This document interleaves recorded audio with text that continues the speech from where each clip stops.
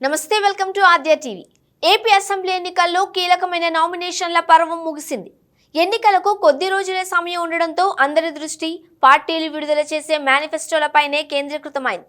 మరోసారి అధికారంలోకి రావాలనే పట్టుదలతో ఉన్న వైఎస్ఆర్సీపీ మేనిఫెస్టోలో ఏమేం అంశాలను పొందుపరుస్తుంది అనేది ఆసక్తికరంగా మారింది.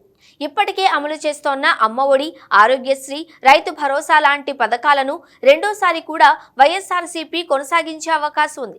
టీడీపీ కూడా ఇదే తరహా హామీలు గుప్పిస్తోంది. దీంతో మేనిఫెస్టోలు విడుదల కాకపోయినా ఏ పార్టీ ఏ హామీలు ఇచ్చిందనే విషయంపై ప్రజలకు ఇప్పటికే అవగాహన ఉంది. వైఎస్ఆర్సీపీ ఏప్రిల్ 27న మేనిఫెస్టోను రిలీజ్ చేస్తుందనే ప్రచారం జరుగుతోంది. 2019 ఎన్నికల సమయంలో వైఎస్ఆర్సీపీ విడుదల చేసిన మేనిఫెస్టోకు ప్రజల నుండి అనూహ్య స్పందన లభించింది. కేవలం ఓ పాంప్లెట్ సైజులో నవరత్నాలను హైలైట్ చేస్తూ జగన్ పార్టీ మేనిఫెస్టోను రిలీజ్ చేసింది. ఎక్కువ హామీలు ఇచ్చి ప్రజలను గందరగోళానికి గురి చేయకుండా సమాజంలో ఎక్కువ మందిపై ప్రభావం చూపే కీలకమైన 9 హామీలను హైలైట్ చేస్తూ ప్రజల దృష్టిని తన వైపు తిప్పుకోవడంలో వైఎస్ఆర్సీపీ విజయం సాధించింది. అప్పటికే పాదయాత్ర ద్వారా 1 కోటి మందికి పైగా ప్రజలను ప్రత్యక్షంగా కలుసుకున్న జగన్ పట్ల ఒక పాజిటివిటీ క్రియేట్ అయింది. రావాలి జగన్, కావాలి జగన్ అంటూ జనాలలో జగన్ పట్ల ఊపు తెచ్చారు. చివర్లో విడుదల చేసిన మేనిఫెస్టో వైఎస్ఆర్సీపీ క్రేజ్ ను పీక్స్ కు తీసుకువెళ్లింది.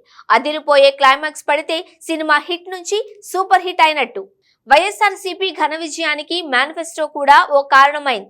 2019లో సరిగ్గా ఉగాది పర్వదినాన వైఎస్ఆర్సీపీ మేనిఫెస్టోను రిలీజ్ చేసింది.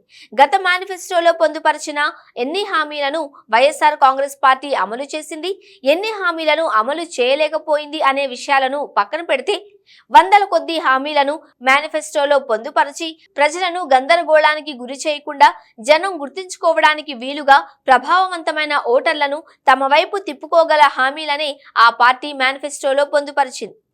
ఐపాక్ డైరెక్షన్ లో రూపొందించిన 2019 ఎన్నికల మేనిఫెస్టో ద్వారా మేనిఫెస్టో ఎలా ఉండాలనే విషయంలో వైఎస్ఆర్సీపీ ఓ కొత్త ట్రెండ్ సెట్ చేసిందనే చెప్పొచ్చు.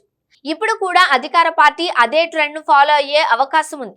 ఇప్పటికే అమలు చేస్తున్న హామీలతో పాటు రైతులు, మహిళలను పూర్తిగా తన వైపు తిప్పుకునేలా ఒక కీలకమైన హామీలను వైఎస్ఆర్సీపీ ఈసారి మేనిఫెస్టోలో చేర్చవచ్చు అనే సంకేతాలు కనిపిస్తున్నాయి.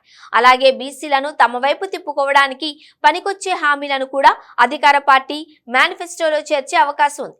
ఇప్పుడు టీడీపీ కూటమి కూడా మేనిఫెస్టో విషయంలో వైఎస్ఆర్సీపీ బాటలోనే సాగే అవకాశాలు ఎక్కువగా ఉన్నాయి.